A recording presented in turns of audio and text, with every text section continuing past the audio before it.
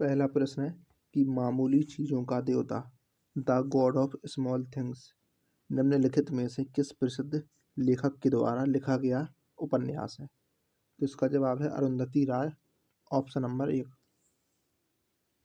मामूली चीज़ों का देवता the god of small things Arundhati Roy के द्वारा 1997 में लिखा गया प्रसिद्ध उपन्यास है, जिसके लिए उन्हें 1997 में मैन बुकर पुरस्कार से सम्मानित किया गया था। इसके अलावा the ministry of utmost happiness इनकी अन्य प्रमुख रचना है। दूसरा प्रश्न है कि भारत के संविधान के अनुच्छेद 64 और अनुच्छेद 89(1) के तहत निम्नलिखित में से कौन राज्यसभा का पदेन सभापति होता है। तो वो है उपराष्ट्रपति, ऑप्शन नंबर बी। उपराष्ट्रपति का पद अमेरिका के संविधान से लिया गया है। भारत के उपराष्ट्रपति के रूप में कार्य करने के लिए उसकी आयु 35 वर्ष से कम नहीं होनी चाहिए। वह राज्यसभा के सदस्य के रूप में चुनाव के लिए पात्र होना चाहिए, लेकिन राज्यसभा का सदस्य नहीं होना चाहिए। साथ ही किसी लाभ के पद पर कार्यरत ना हो। भारत के पहले उपराष्ट्रपति सर्वपल्ली राधाकृष्णन थे। निम्नलिखित में से कौन सा दिन भारत में राष्ट्रीय युवा दिवस के रूप में मनाया जाता है। तो इसका जवाब है ऑप्शन नंबर बी, 12 जनवरी। भारत में 12 जनवरी को स्वामी विवेकानंद के जन्म दिवस स्मृति में राष्ट्रीय युवा दिवस के रूप में मनाया जाता है। इनका जन्म हुआ था 12 जनवरी 1863 को कोलकाता में। अगला प्रश्न है कि निम्नलिखित में से कौन सा अम्ल सिरके में मौजूद होता है। तो वो है एसिटिक अम्ल, ऑप्शन नंबर 1। एसिटिक अम्ल होता है सिरके में। फॉर्मिक अम्ल होता है चींटी और बिच्छू के डंक में। साइट्रिक अम्ल होता है नींबू और संतरे में। लैक्टिक अम्ल होता है दूध में। ऑक्जेलिक अम्ल होता है पालक में। एस्कॉर्बिक अम्ल होता है आंवला और सिट्रस फल में। और टार्टरिक अम्ल होता है इमली, अंगूर और कच्चे आम में। हम्पी नृत्य उत्सव निम्नलिखित में से किस राज्य का उत्सव है। तो यह है कर्नाटक का, ऑप्शन नंबर सी। हम्पी नृत्य उत्सव कर्नाटक राज्य का उत्सव है। इसके अलावा यक्षगान और गुड़िया कुनिथा कर्नाटक के प्रमुख नृत्य हैं। उड़ीसा के प्रमुख लोक नृत्य हैं गरुड़ वाहन, घूमारा, मुदारी। महाराष्ट्र के हैं लावड़ी, तमाशा और कोली। गुजरात के हैं गरबा, डांडिया, भभई और तिप्पानी। निम्नलिखित में से किस मंत्रालय के पास जनसंचार के विभिन्न माध्यमों और प्रिंट मीडिया के विनियमन के माध्यम से सरकारी नीतियों, योजनाओं और कार्यक्रमों के बारे में जानकारी प्रसारित करने की जिम्मेदारी होती है। तो सूचना और प्रसारण मंत्रालय, ऑप्शन नंबर 3। अगला प्रश्न है कि राष्ट्रीय विषाणु विज्ञान संस्थान निम्नलिखित में से किस स्थान पर स्थित है। तो यह है पुणे में, ऑप्शन नंबर बी। राष्ट्रीय विषाणु विज्ञान संस्थान पुणे, महाराष्ट्र में स्थित है और इसे वर्ष 1952 में वायरस रिसर्च सेंटर के रूप में स्थापित किया गया था। भारत में बाल संरक्षण और कल्याण के लिए आपातकालीन टोल फ्री हेल्पलाइन नंबर क्या है। तो वो है 1098। भारत में बाल संरक्षण और कल्याण के लिए आपातकालीन टोल फ्री नंबर है 1098। यह चाइल्ड लाइन देखभाल और सुरक्षा की आवश्यकता वाले बच्चों के लिए एक राष्ट्रीय 24 घंटे आपातकालीन टोल फ्री फोन सेवा है। यह केंद्रीय महिला एवं बाल विकास मंत्रालय की नोडल एजेंसी है। अगला प्रश्न है कि निम्नलिखित में से कौन उत्तर प्रदेश राज्य में सर्वोच्च रैंकिंग वाले पुलिस अधिकारी हैं। तो इसका जवाब है डीजीपी, ऑप्शन नंबर 1, पुलिस महानिदेशक। उत्तर प्रदेश राज्य में सर्वोच्च रैंकिंग वाला पुलिस अधिकारी डीजीपी, पुलिस महानिदेशक होता है। सरकार का वह खाता जो केवल चालू वित्तीय वर्ष से संबंधित है, इसमें शामिल है। तो राजस्व बजट, ऑप्शन नंबर बी। सरकार का वह खाता जो केवल चालू वित्तीय वर्ष से संबंधित है राजस्व बजट कहलाता है। भारतीय संविधान के अनुच्छेद 112 के अनुसार एक वर्ष के केंद्रीय बजट को वार्षिक वित्तीय विवरण कहा जाता है। मथुरा के पास मठ के एक मंदिर में किन शासकों की विशाल मूर्तियां प्रतिस्थापित पाई गई हैं? तो इसका जवाब है Kushan, option number C. Mathura के पास मठ के एक मंदिर में कुषाण शासकों की विशाल मूर्तियां प्रतिस्थापित पाई गई हैं। कुषाण वंश के संस्थापक थे कुजुल कड़फिसिस। इस वंश का सबसे प्रतापी राजा था कनिष्क। कुषाणों की पहली राजधानी थी पुरुषपुर या पेशावर, जबकि इनकी दूसरी राजधानी थी मथुरा। निम्नलिखित में से किस वायसराय ने ब्रिटिश शासन के दौरान बंगाल का विभाजन किया था? तो वो था Curzon, option number B. Curzon ने ब्रिटिश शासन के दौरान बंगाल का विभाजन किया था 1905 में। कर्जन वर्ष 1899 से 1905 तक ब्रिटिश भारत के वायसराय के रूप में रहा था। कर्जन ने 20 जुलाई 1905 को बंगाल विभाजन के निर्णय की घोषणा की और यह विभाजन 16 अक्टूबर 1905 से प्रभावी हो गया।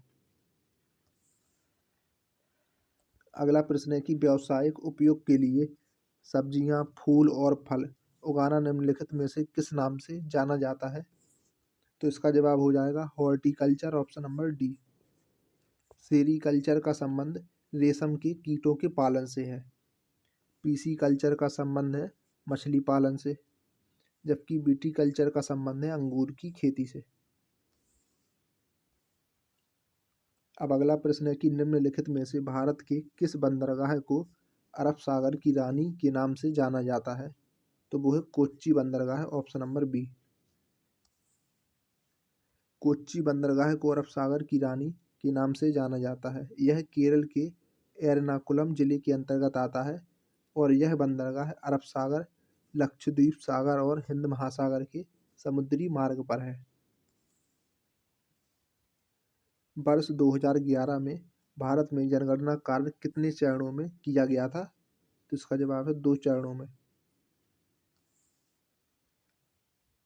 भारत की पहली जनगणना वर्ष 1872 में मेयो के कार्यकाल में कराई गई थी। मोगाओं गुफाएं, जिन्हें हजारों बुद्धों की गुफाएं भी कहा जाता है, निम्नलिखित में से किस देश में स्थित है? तो ये स्थित है चीन में, ऑप्शन नंबर डी। मोगाओं गुफाएं, जिन्हें हजारों बुद्धों की गुफाएं भी कहा जाता है, जो कि चीन के डुनहुआंग में स्थित है। इनका निर्माण पहली बार 366 एडी में किया गया था और यह 4वीं से 14वीं शताब्दी तक बौद्ध कला की महान उपलब्धि का प्रतिनिधित्व करता है और यह एक विश्व धरोहर स्थल है। अगला प्रश्न है कि उत्तर प्रदेश में कुंभ मेला का उत्सव किन नदियों के संगम पर मनाया जाता है? तो गंगा, यमुना और पौराणिक सरस्वती, ऑप्शन नंबर 1। इसके अलावा यह हरिद्वार में गंगा नदी, उज्जैन में क्षिप्रा नदी, नासिक में गोदावरी नदी पर भी मनाया जाता है। यह मेला यूनेस्को की मानवता की अमूर्त सांस्कृतिक विरासत सूची में शामिल है। उत्तर प्रदेश वित्तीय निगम निम्नलिखित में से किसके विकास के लिए वित्तीय सहायता प्रदान करने में महत्वपूर्ण भूमिका निभाता है? तो उद्योग में, ऑप्शन नंबर डी।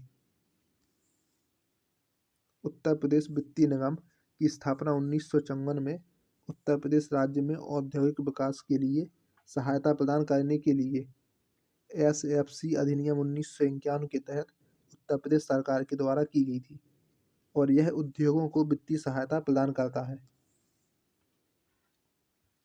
अगला प्रश्न है कि उत्तर प्रदेश का दुधवा राष्ट्रीय उद्यान निम्नलिखित में से किस जिले में स्थित है? तो यह लखीमपुर खीरी में, ऑप्शन नंबर 1। उत्तर प्रदेश का दुधवा राष्ट्रीय उद्यान प्रदेश के लखीमपुर खीरी जिले में भारत नेपाल सीमा पर स्थित है। इसकी स्थापना हुई थी 1 फरवरी 1977 को। वर्ष 1987 में इसे टाइगर रिजर्व घोषित किया गया था। 2006 में संयुक्त राष्ट्र मानवाधिकार आयोग का नाम बदलकर कर दिया गया और इसका जो बदला हुआ नाम था वो क्या था? तो इसका जवाब है मानवाधिकार परिषद, ऑप्शन नंबर 1। अगला प्रश्न है कि एनआईए का पूर्ण रूप क्या है? तो national investigation agency, option number D. यह देश में केंद्रीय आतंकवाद विरोधी कानून प्रवर्तन एजेंसी है, जिसे वर्ष 2008 में मुंबई हमले के बाद बनाया गया था। अगला प्रश्न है कि इजरायल हमास संघर्ष क्षेत्र से भारतीय सैनिकों को निकालने के लिए भारत के द्वारा शुरू किए गए ऑपरेशन का नाम क्या था? तो operation Ajay, option number 1। Uttar Pradesh में ऑनलाइन वित्तीय धोखाधड़ी रिपोर्ट करने हेतु व्यक्तियों के लिए साइबर क्राइम हेल्पलाइन नंबर पर शिकायत करने की समय सीमा क्या है? तो वो है 24 घंटे के भीतर, option number B. Cyber crime helpline number है 1930। केंद्रीय और राज्य करों के जटिल जाल की जगह जीएसटी कानून किस वर्ष में लागू किया गया था? तो ये लागू हुआ था वर्ष 2017 में। 1 जुलाई 2017 को लागू हुआ था। 122वां संविधान संशोधन 2016 के माध्यम से विधेयक पारित होने के बाद लागू किया गया था और जीएसटी को 101वां संविधान संशोधन के द्वारा लागू किया गया था। अगला प्रश्न है कि क्यात निम्नलिखित में से किस देश की आधिकारिक मुद्रा है? तो क्यात है म्यांमार की, ऑप्शन नंबर बी। देश और उनकी मुद्रा, तो श्रीलंका की मुद्रा है श्रीलंकाई रुपया, तुर्की की मुद्रा है लीरा, म्यांमार की मुद्रा है क्यात और अफगानिस्तान की मुद्रा है अफगानी। भारत में राष्ट्रीय बालिका दिवस किस तारीख को मनाया जाता है? तो राष्ट्रीय बालिका दिवस मनाया जाता है भारत में 24 जनवरी को, ऑप्शन नंबर 1। भारत में राष्ट्रीय बालिका दिवस प्रत्येक वर्ष 24 जनवरी को मनाया जाता है। राष्ट्रीय बालिका दिवस की शुरुआत हुई थी वर्ष 2008 में महिला और बाल विकास मंत्रालय के द्वारा की गई थी और इसका उद्देश्य था लैंगिक असमानता, शिक्षा सीमाओं, स्कूल छोड़ने, बालिकाओं के स्वास्थ्य की देखभाल, बाल विवाह आदि समस्याओं को दूर करना। हिंदी भाषा की सबसे लोकप्रिय रचनाओं में से एक मधुशाला की रचयिता कौन है? तो वो है Harivansh Rai Bachchan, option number D. इनकी जो अन्य रचनाएं हैं वो है मधुकलश, निशा निमंत्रण, सूत की माला, मिलन यामिनी। अगला प्रश्न है कि मोबाइल एप्लीकेशन एम पासपोर्ट सेवा भारत के निम्नलिखित में से किस मंत्रालय द्वारा लॉन्च की गई? तो विदेश मंत्रालय, option number C. Mobile application M passport Seva को भारत के विदेश मंत्रालय के द्वारा लॉन्च किया गया। इस ऐप की मदद से पुलिस वेरिफिकेशन करने में समय की बचत होगी तथा पासपोर्ट 5 दिन में ही प्राप्त किया जा सकेगा। अगला प्रश्न है कि चंद्रयान-3 के रोवर का नाम क्या है? तो इसका जवाब है प्रज्ञान, ऑप्शन नंबर बी। रोवर का नाम है प्रज्ञान और लैंडर का नाम है विक्रम। चंद्रयान-3 को 14 जुलाई 2023 को श्रीहरिकोटा के सतीश धवन अंतरिक्ष केंद्र से लॉन्च किया गया और 23 अगस्त को चंद्रमा के दक्षिणी ध्रुव पर सफल लैंडिंग की। अगला प्रश्न है कि निम्नलिखित में से कौन सा भारत का सर्वोच्च सैन्य पुरस्कार है? तो वो है परमवीर चक्र, ऑप्शन नंबर डी। परमवीर चक्र भारत का सर्वोच्च सैन्य पुरस्कार है। यह पुरस्कार युद्ध के दौरान वीरता के विशिष्ट कार्यों को प्रदर्शित करने के लिए किया जाता है, चाहे वह जमीन पर हो, समुद्र में हो या हवा में।